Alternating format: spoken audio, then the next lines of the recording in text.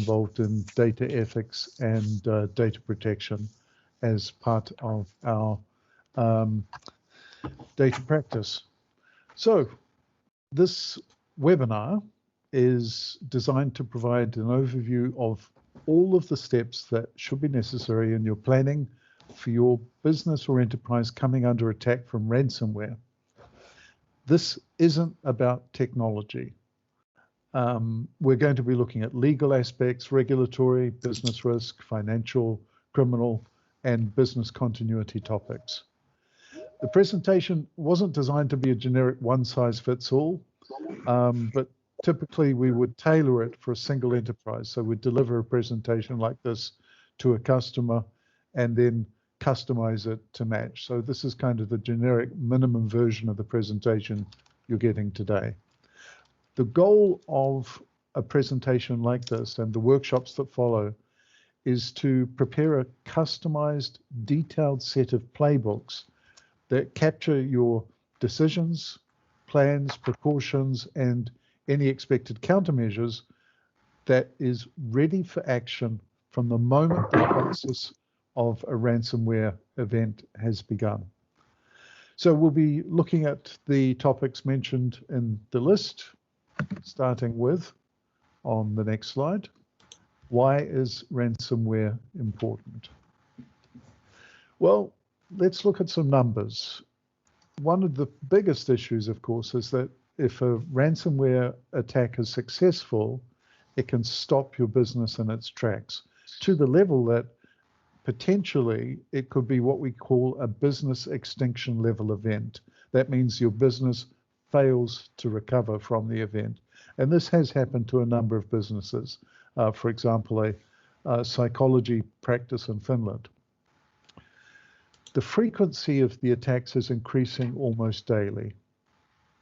The technology of prevention, I would argue, has failed. That is, using technology alone to prevent ransomware attacks, because we just use the evidence of our eyes. The average downtime because of ransomware attacks, 21 days. 287 days to fully recover from an attack. And victims paid $350 million in 2020. That went up quite a bit over the previous year. The average payment in 2020 is recorded as $312,000. And in 2020, 2,400 US-based government, healthcare, and schools were victims of ransomware. And now it's spreading to other institutions as well. And since 2019, data from 2,103 companies has been leaked onto the dark web by 34 different ransomware gangs. So the numbers show us this is a serious problem. Can we go to the next slide, please?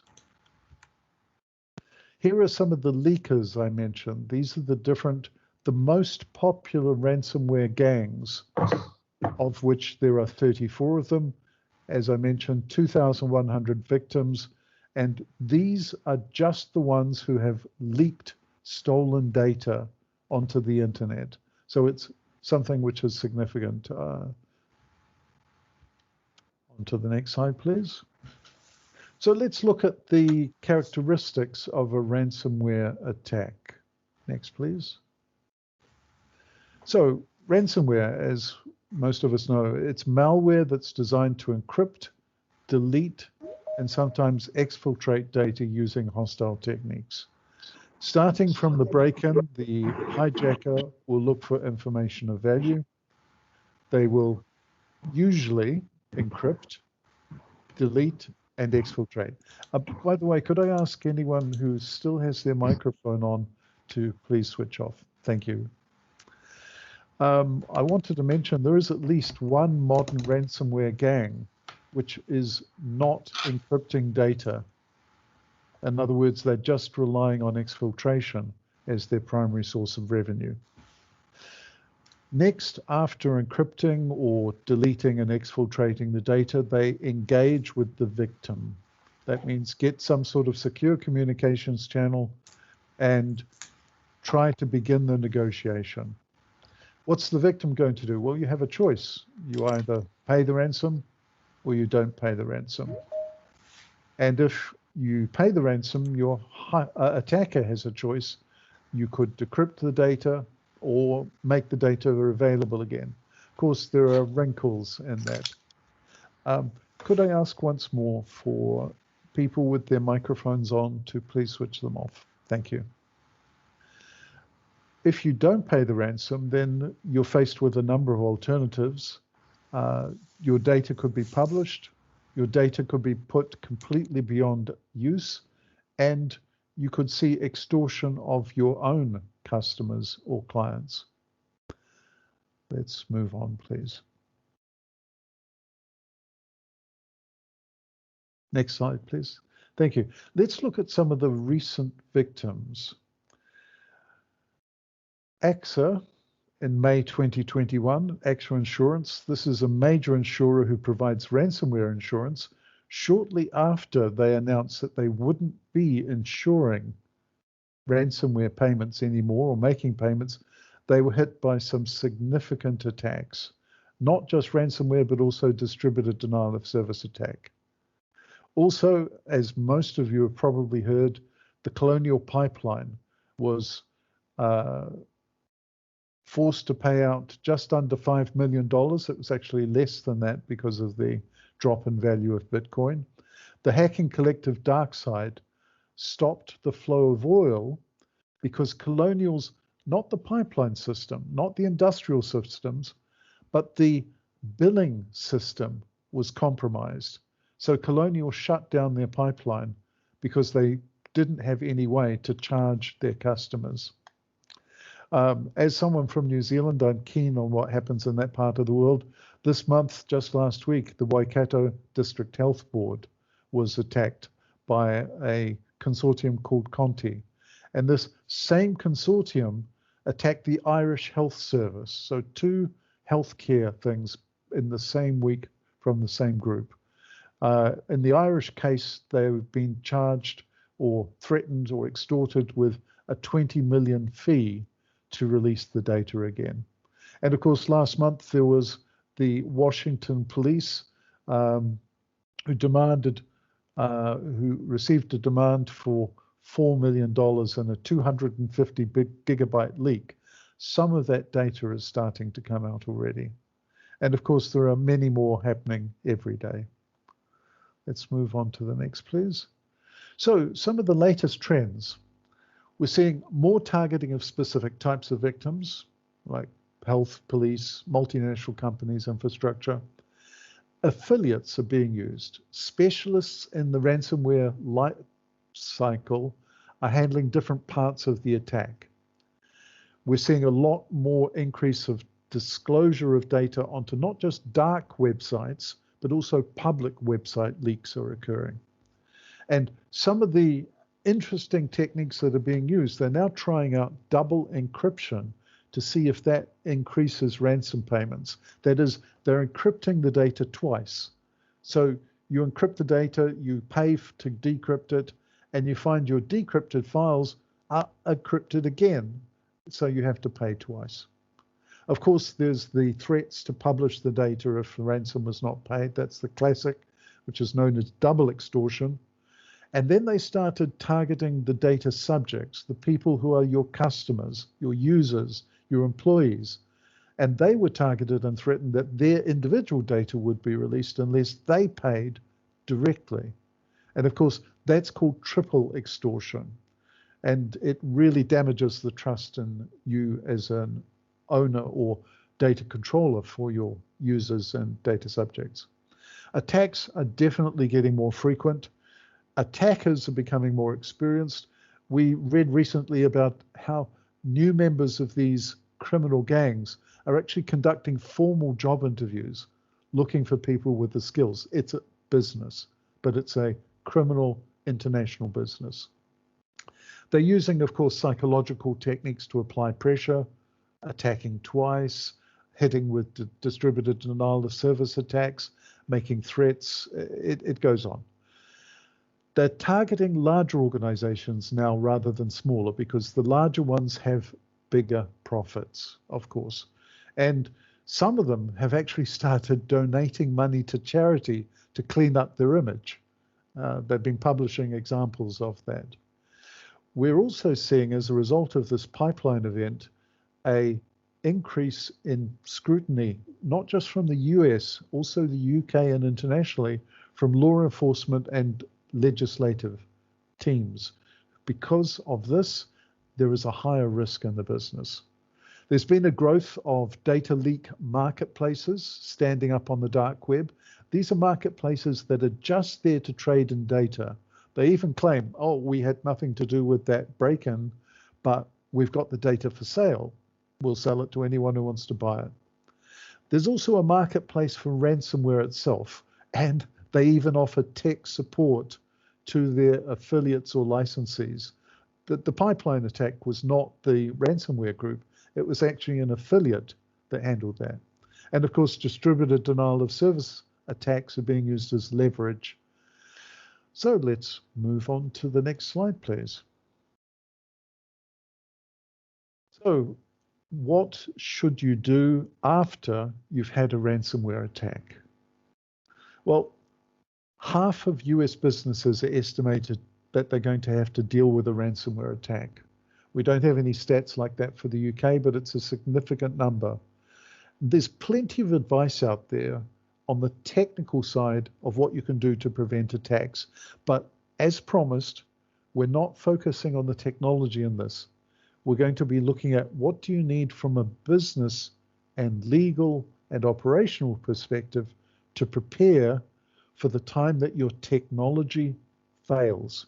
Because that's what a ransomware attack is. The moment you see that notification, your data has been encrypted, the attack is over. All of your technical measures to prevent the attack have failed at that point. So you're faced with choices. Do you pay the ransom? Do you restore from backups? What's the criminal going to do next in terms of countermeasures? Are they going to run distributed denial of service attacks against you?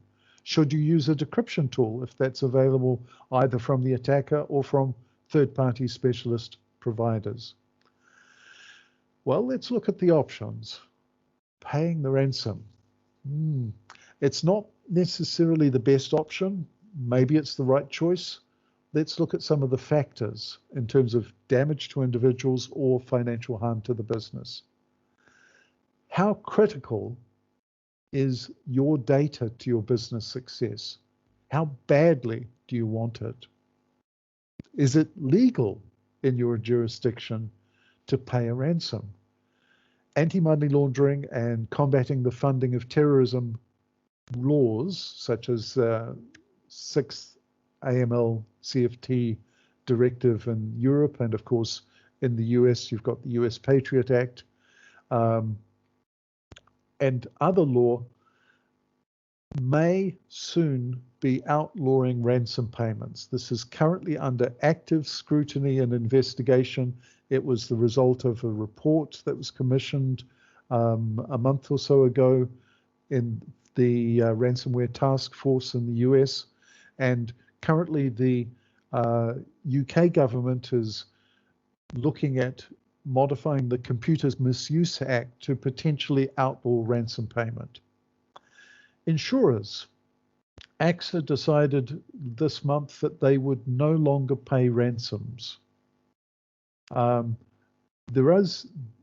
however, is still paying. They're a UK-based reinsurer who are paying ransoms.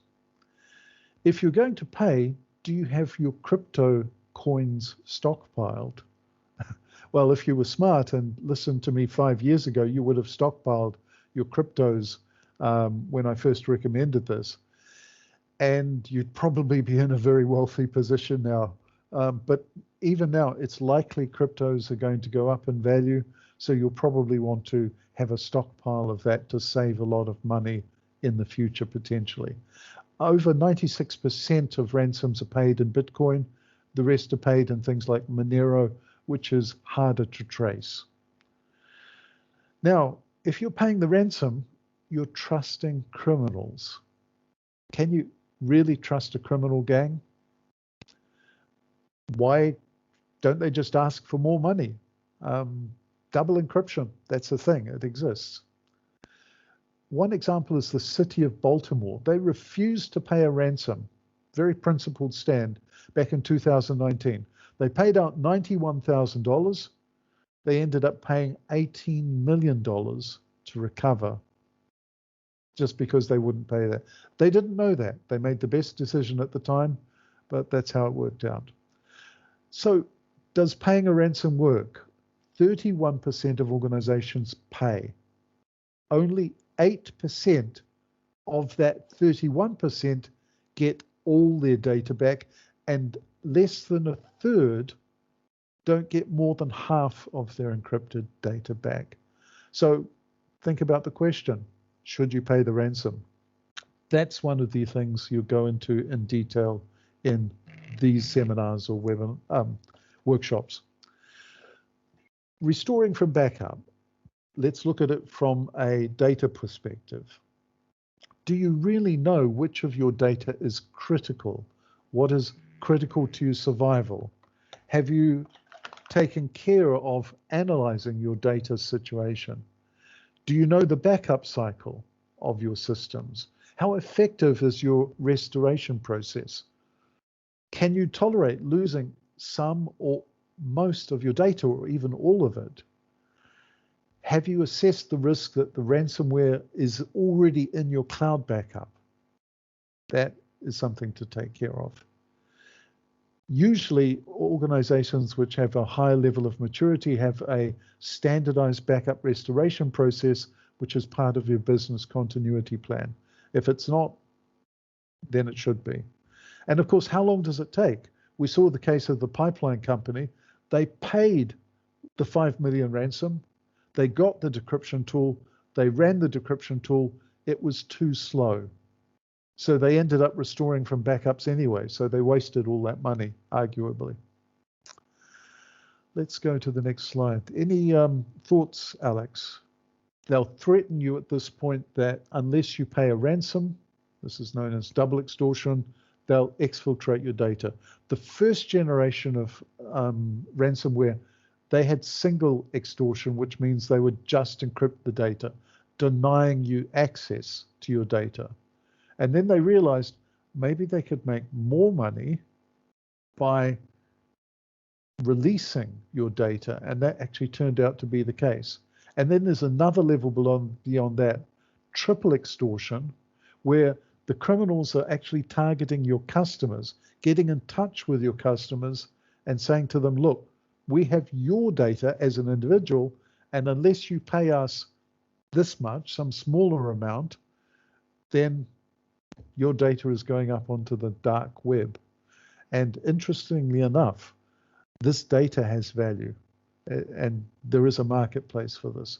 And of course, the third thing that many of these criminals do, they resell control over your network devices into botnets, where they can be running distributed denial of service attacks, generating cryptocurrency, and other sorts of attacks. Moving on. Should you use decryption tools? Well, the software, it's buggy to say the least. Some of it's good, some of it's not good. In the cases where it's buggy, some specialists have been able to find the decryption key and use it to recover the data. That's an increasingly rare possibility, so I wouldn't rely upon it.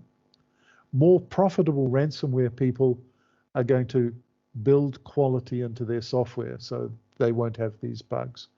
And that's why many of the attackers are putting pressure on the ransom attacked company by saying, unless you pay up within 24 hours, we'll release your data, we'll give away your data or delete your data or so on. Next, please. How can you prepare? Well, I promised I wouldn't focus on the technology, but I do have to just at least cover it in one slide. Otherwise, I feel this wouldn't be balanced. 97% of all of the breaches could have been prevented. Could have. And to do that, you need appropriate technical and organizational measures. I won't read through them. You can always look through them yourself, but they're basic things. Vulnerability and patching, multi-factor authentication, micro-segmentation, education of staff, threat intelligence. These are the keys to what you need to do to make it more difficult. Now, what if you've already been attacked? Well, the malware's done its job. So now we look at the question, how resilient is your organization to the attack that's underway? And Next Paul, slide, I think please. this is the key part of what we focus our efforts on, above and beyond the technology. So I think this is probably the most important part of this hour session. So I'm looking forward to this.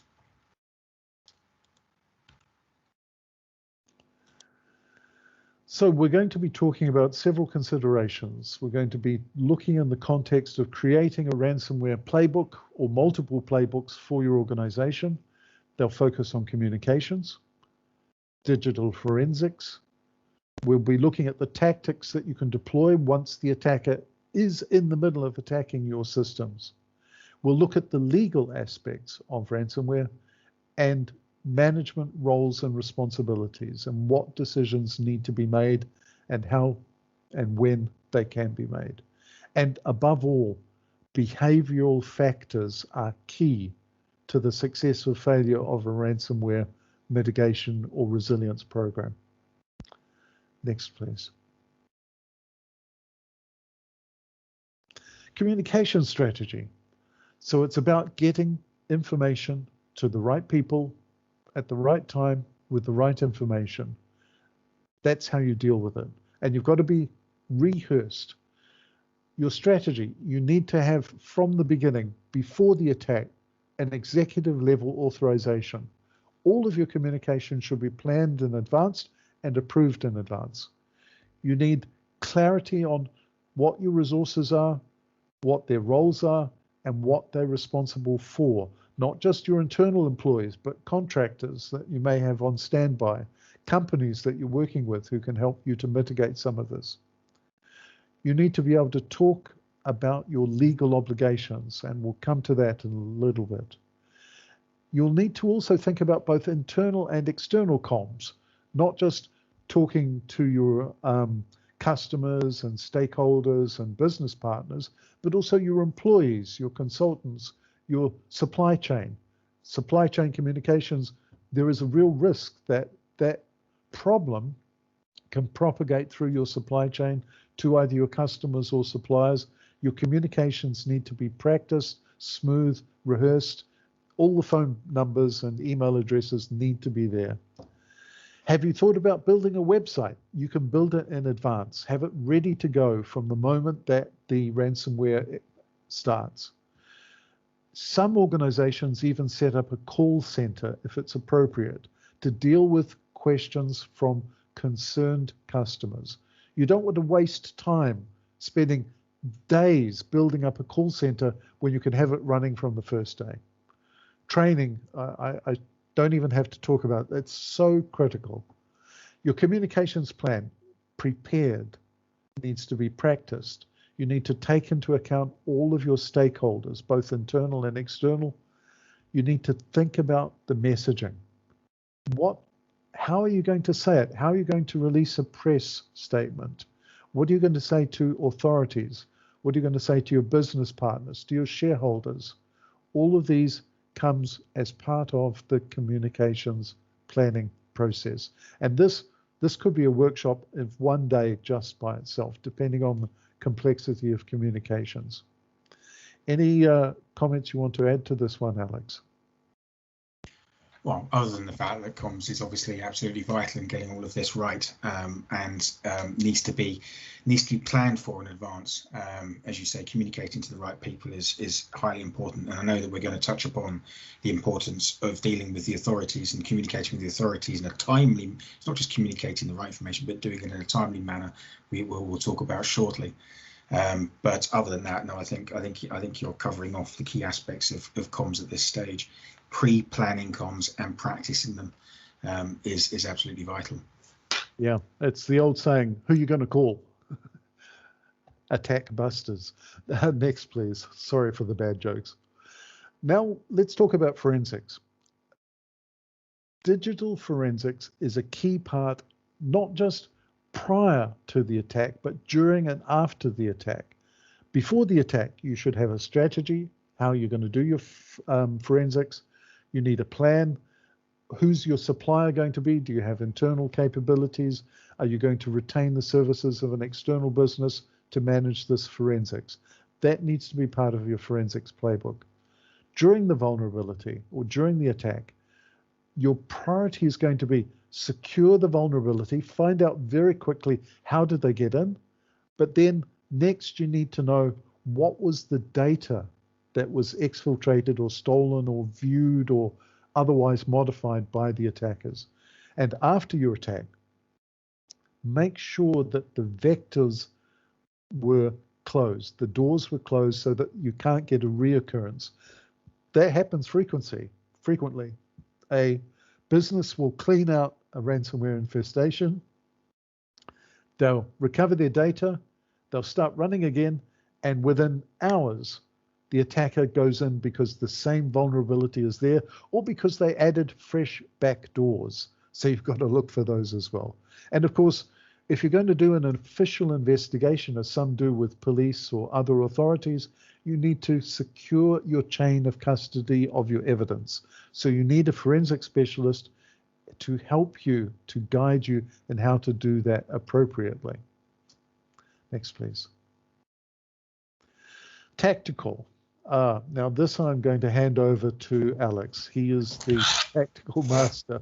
I don't know about that, but I think, Paul, to be honest, the tactical considerations really reflect back on the stuff that you've been covering up until now in terms of the digital forensics. I mean, ultimately, the key tactic in all of this is to act quickly.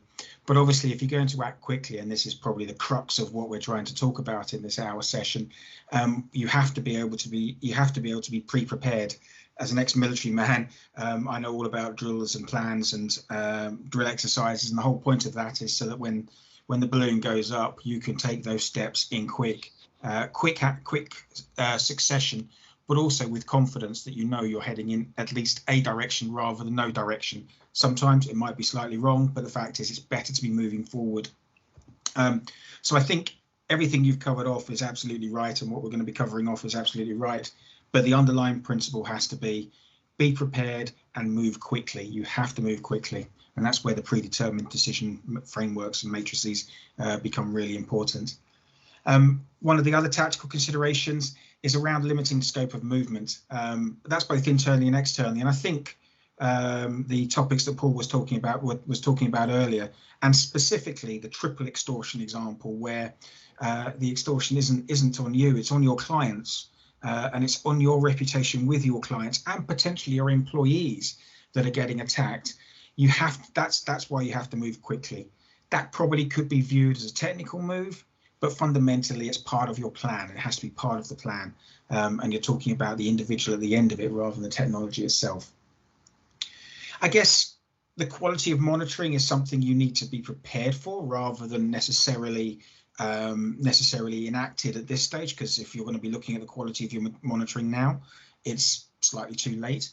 But you do need to be monitoring the right data. In essence, to answer Paul's question from the previous slide in terms of the forensics, how do you know what data's been exfiltrated? How do you know how important it is? How do you know where it's gone? You need to have that quality of monitoring in place beforehand as a tactical measure within the greater strategic plan. That equates obviously also to the data collection within that monitoring. You need to gain that evidence of that exfiltration or that encryption. Fundamentally, if you don't know the data's been taken, then you're not going to be in a very good position to even start thinking about recovering. And I think another area, and Paul will be more than happy to talk at length on that final point, is about having your teams ready to go and set up and prepared. Specifically in this case, we've pulled out the data protection team. They need to be ready to be mobilized and not just mobilised within 72 hours, because actually the communications with the regulatory bodies needs to be responded to in that kind of timeline.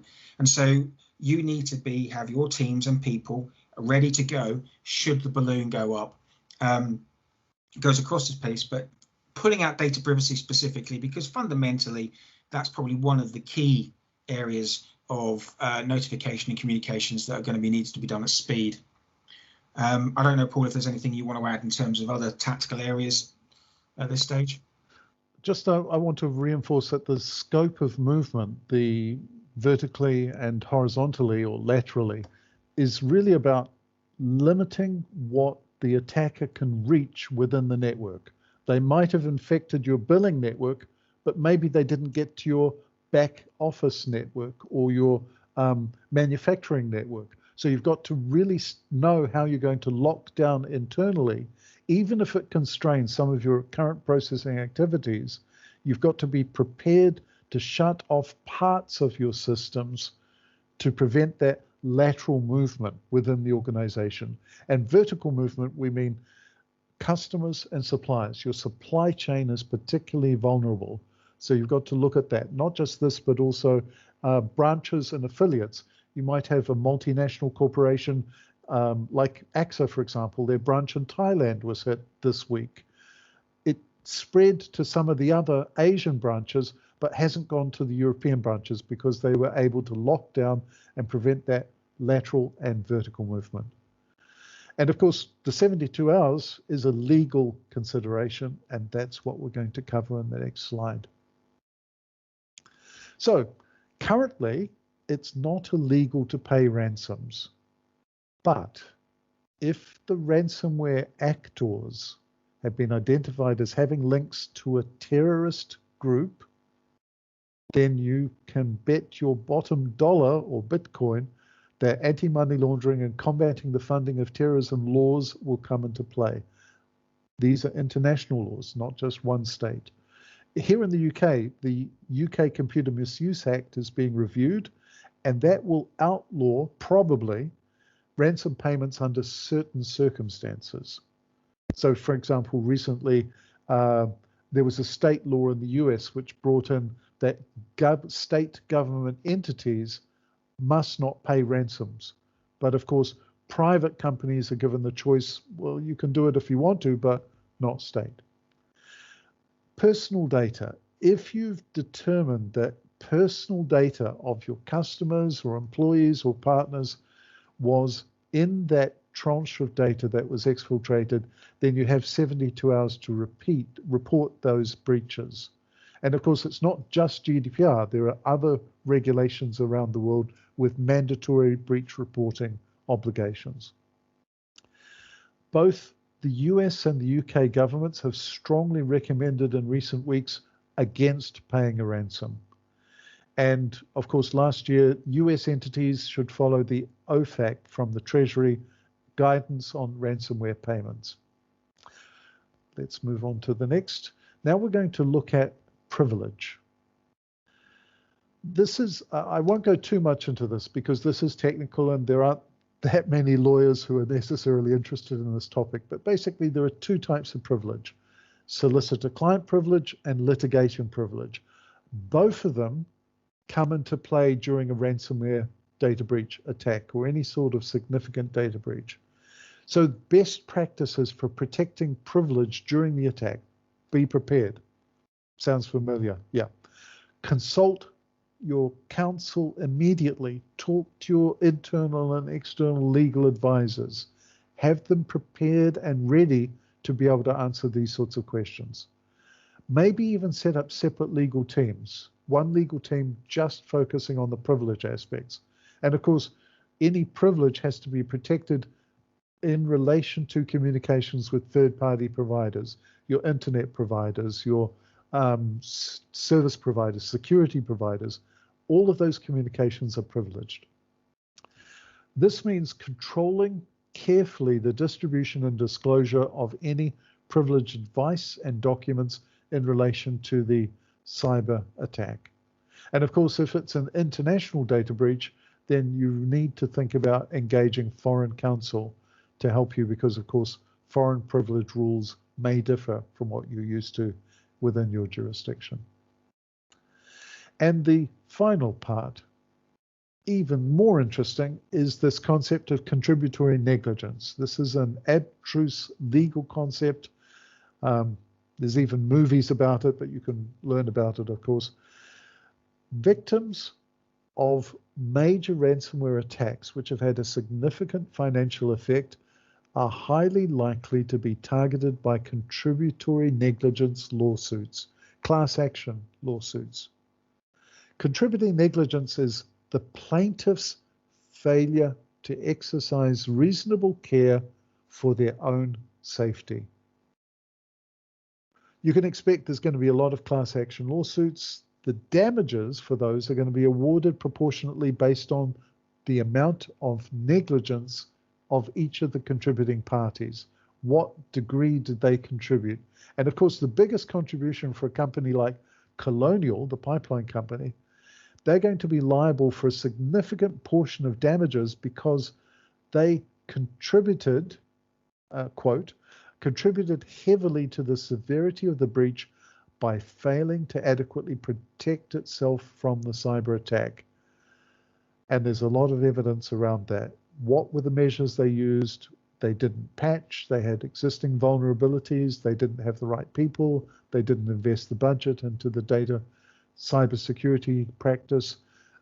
That would all be counted in a lawsuit as a failing to adequately protect itself from a cyber attack. And of course, if you need to defend claims like that, you need privilege. So see earlier. Thank you. Let's move on to the next. Roles and responsibilities. Before the incident occurs, you need to have a plan. Who's going to lead it? Who's going to guide it? Should it be the CTO, the Chief Technology Officer?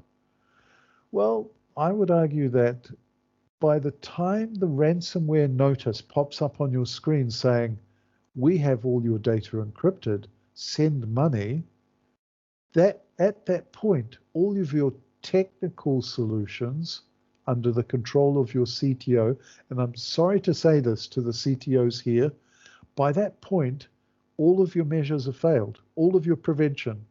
You've probably invested tens of thousands, hundreds of thousands, maybe millions into prevention, but it's not enough because the attackers, well, you have to get lucky with every attack. They only need to get lucky once. So the decisions after the attack are going to be primarily logistical, legal, comms, and financial. You need to understand the risks. You need to be prepared to take decisions to mitigate the impact of the incident. Mitigations such as pay the ransom, don't pay the ransom, decrypt versus restore from backup, microsegment, unplug servers, switch off servers. These are all strategic decisions which impact your business and must be analyzed in detail beforehand with the risk. So let's take an example. Who decides whether a ransom is going to be paid or not? How much will they pay? I don't think it's the job of the CTO. Perhaps your CEO or CFO would be the best choice. The point here is that roles and responsibilities should be defined in advance. Look at the different scenarios, document the levels of responsibility, the budget, the scope for all of the resources that you need to bring in to mitigate, and put it in your plan ahead of time. Next, please. And now I would like to hand over to Alex to talk about behaviors and maybe misbehaviors too. No. I mean, I think we've established the importance of having a playbook and having playbooks that account for the decision-making process, so you can react quickly and you can react with resilience to a ransomware attack, and you can make best use of it. Behavioral factors come into two areas. The behavioral factor, obviously, in terms of dealing with the incident, but also actually, and this is in preparation, the behavioural factors in the context that realistically in this day and age, the technology is less targeted than individuals are in the initiation of these attacks. And so whilst this isn't directly related to trying to help you guys and in the audience and your organizations develop the playbooks, I think it's an important angle to understand and take away as well, that if you're preparing to face ransomware attacks, you need to start thinking about the individuals within your organization, the security culture, the secure by default, the context and the concept that people, I guess from a social engineering perspective, verify before trusting, that you're developing that culture, that behavioral sense within the organization where the click here for a free Starbucks isn't automatically clicked on. And I think that's an important element to understand when you are preparing to face ransomware attacks. So we just really wanted to bring that in, and I think I said in my introduction, really it kind of sits quite nicely with where we feel our strengths are as a company around that human-centric digital transformation. In this case, we're thinking about human-centric protection and defense against these attacks.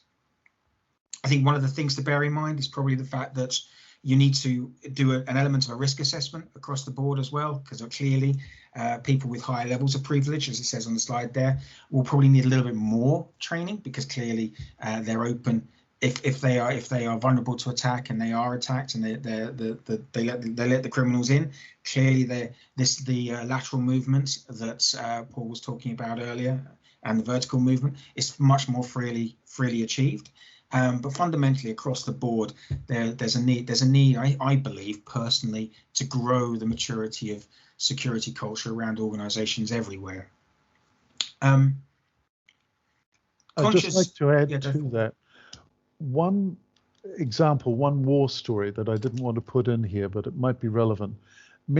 Several years ago, working in Eastern Europe, I was working in the banking financial sectors, particularly high-risk areas.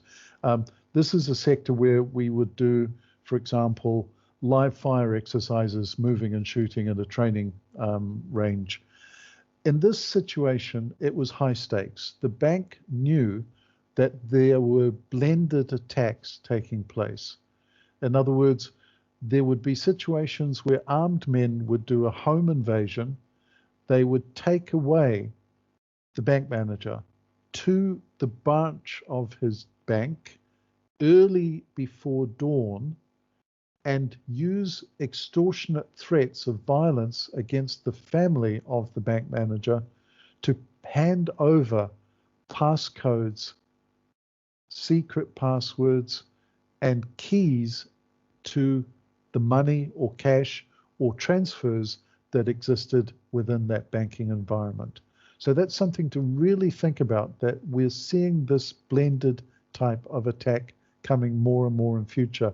Another example, Bitcoins. There was a case where there was, and you can Google this, a robbery, a home invasion where the individual who had the password for a lot of Bitcoins was tortured for that information.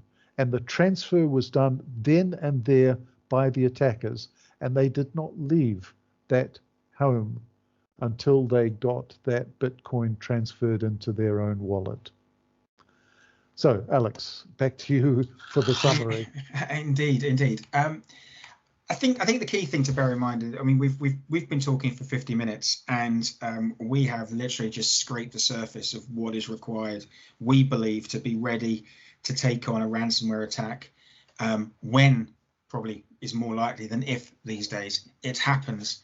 I think hopefully there's a common understanding